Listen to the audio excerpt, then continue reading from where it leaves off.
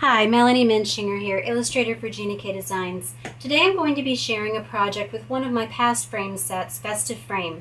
Festive Frame was intended to give you a very wintry, Christmassy frame, along with greetings that would work well for quickly and easily mass-producing fast cards for Christmas. But I want to show you how you can transform this into a fall frame, which many of my customers have written to me requesting.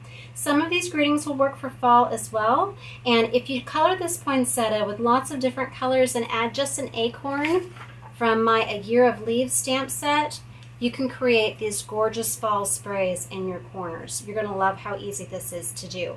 Going to be doing some watercoloring techniques today. I've also had several people write to me and ask for that in a video, so I really appreciate that. Just go ahead and email me, put it in the comment section on my blog or below in the video, because I'd love to know what you want to see. The products that you'll need for making this card are the A Year of Leaves stamp set, and this contains images that coordinate with all of the different A Year of Flowers stamp sets that I have and all the ones that go with. It also has coordinating greetings, so you could use those inside of that Festive Frame. The Festive Frame stamp set, of course, and a large block to put that frame on. This is a 6x6 one. You'll also need some small blocks for the greeting and the smaller images. Several pads today. I'm going to be using the Gina K Charcoal Brown for stamping my outline. And I've got the Warm Cocoa, the Grass Green, the Sweet Corn, the Cherry Red, and finally the Honey Mustard. So you don't have to use this many colors, but I just wanted to show you this really nice assortment of autumnal color inks. We're going to be using a water brush, and just a regular watercolor brush will work as well. I just like that this holds the water. I don't squeeze any of it out, but it keeps the tip moist, and I don't have to worry about knocking over a cup of water on my project. So very handy. You're going to be using a sponge dauber, just some adhesive and foam scraps. And for our paper, I'm going to be using a warm cocoa base, some ivory cardstock for the mat and for those little acorns, and finally just a little square of the honey mustard to mat behind that. Now on my original sample I used white, but I prefer to use ivory on fall cards. I just like that yellow tone. I thought I was out of it, but then I realized there was some in the Stamp TV kit. So let's go ahead and begin by stamping the frame onto the ivory mat. So you're going to just ink it up several times, making sure that you're getting all the lines on that frame. And then I will just hold it to the light so I can make sure that all the areas are wet. Flip it over, center it right over the cardstock. Press all over. And lift. Okay, a perfect image. And you might choose to put this onto just a one-layer card base, but I wanted to do a little bit more layering today.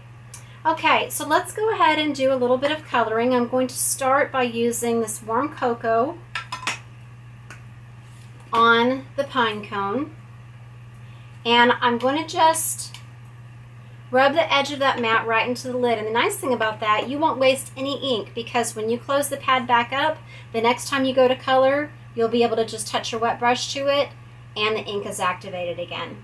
So I'm just going to start dabbing this onto that pine cone. And wherever you're touching it, it's getting more watered down, so it'll be a lighter shade. So you would just go back to that full ink when you want the darker one. And as I'm tapping, the color starts to fade out. So that's when I know that I want to lift more if I want the full strength color. But I'm getting a lot of variety just from this one ink pad and the browns. Okay. Now let's go ahead, and I'm going to use this grass green for my pine needles. Fresh asparagus would be really pretty also. So I'm going to tap that in. And I'm just going to do some real quick strokes over the needles. And I start by coloring the areas that I know that I want to be a certain color. So the brown for the pine cone, the green for these needles. But then I'm going to choose where I want my different colors on those leaves after I have my green and brown placed. And that way I know I don't have a ton of brown next to brown, etc. So the different colors can kind of play off of each other. Now I'm also going to use this to color in the borders on this frame. So I'm going to start with the full strength ink right at the edges where the images are overlapping the borders, and that is going to look like a little bit of a shadow, and then it'll just come to a lighter color there in the middle, and then I don't have to worry about a big blob of the darker ink there in the center. And I'm going to do the same thing on the edges, that I'll start in the corner and go towards the middle. Start at the corner. And it's much easier to do this with a marker, but if you have a steady hand, it'll really tie into the rest of the watercoloring on this card. So it can be done, you just have to be careful. And if you do make a mistake and you don't want to start over by going outside the lines, then you can just make the rest of the card a little bit more painterly and go outside of the lines on the images and make it look intentional. So I try to think about those things, because as you can tell, I just really don't like to start over unless I absolutely have to. And this is the most time-consuming part of doing this card if you're going to watercolor the edge. Okay? All right, now let's do those leaves. So I'm going to do a little bit of yellow. And I'm going to show you with the reinker as well. I just don't have reinkers for all of these pads. They're so juicy, I haven't really had a need yet. But I do have one for the honey mustard. And so when you're adding this color, it's always going to be the strongest, the darkest color when you first apply it, and then it fades out. So I always add it to the part of the image where I want the shadow to be. And on these, they're rendered with little contour lines. So just wherever the darkest part of the image is, start placing your color there first. Okay? Now let's go ahead and we'll do a red leaf, some red leaves.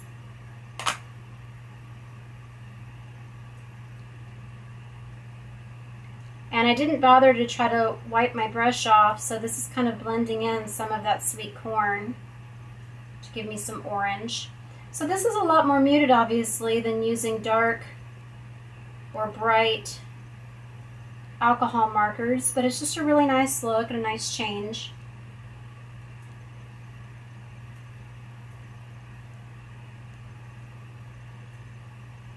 Okay, and then let's go ahead and I'm going to do some of the honey mustard.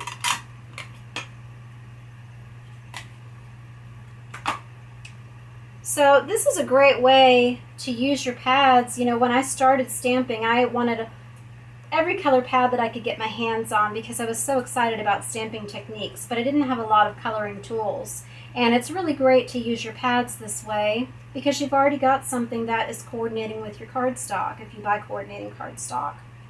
All right, now let's go ahead and I'm going to stamp out those little acorns real quick.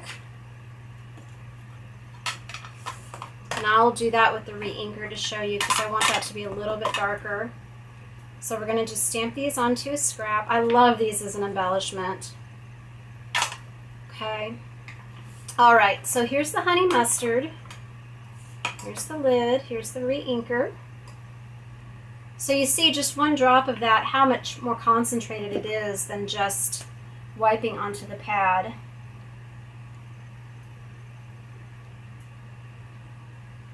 So I'm going to do the little tops.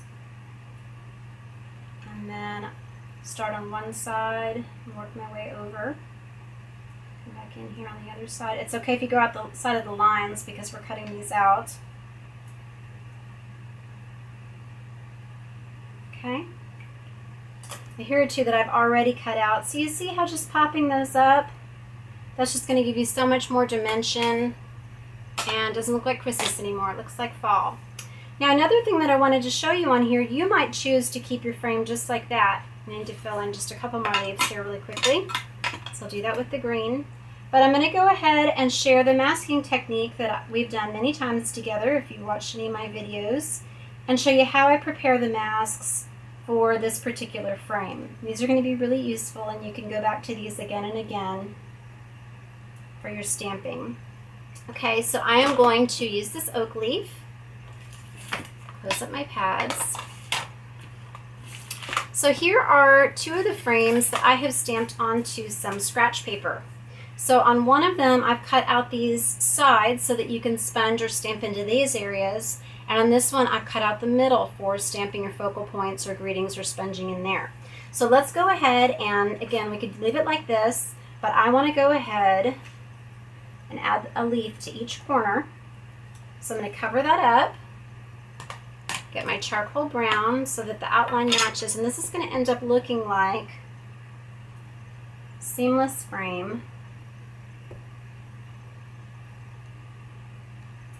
Each side, and then we'll lift that up, and then you can color that in as desired with your pads. So let's go ahead, and I'll just do that really quickly with this honey mustard.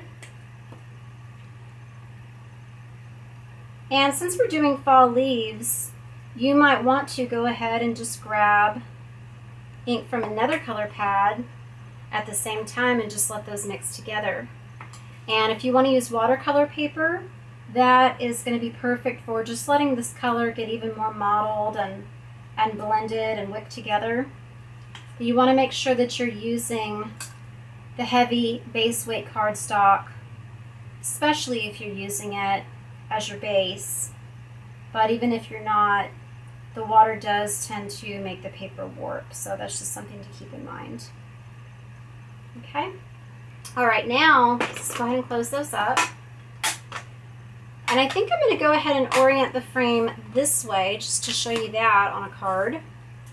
All right, so cover this up.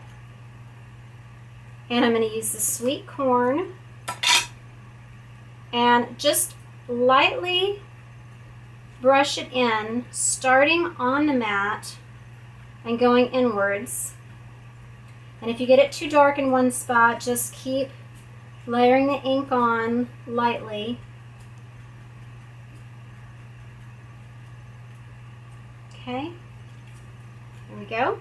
And now if you want, actually, and this is what I did on the other one, is you can take this leaf and just gently add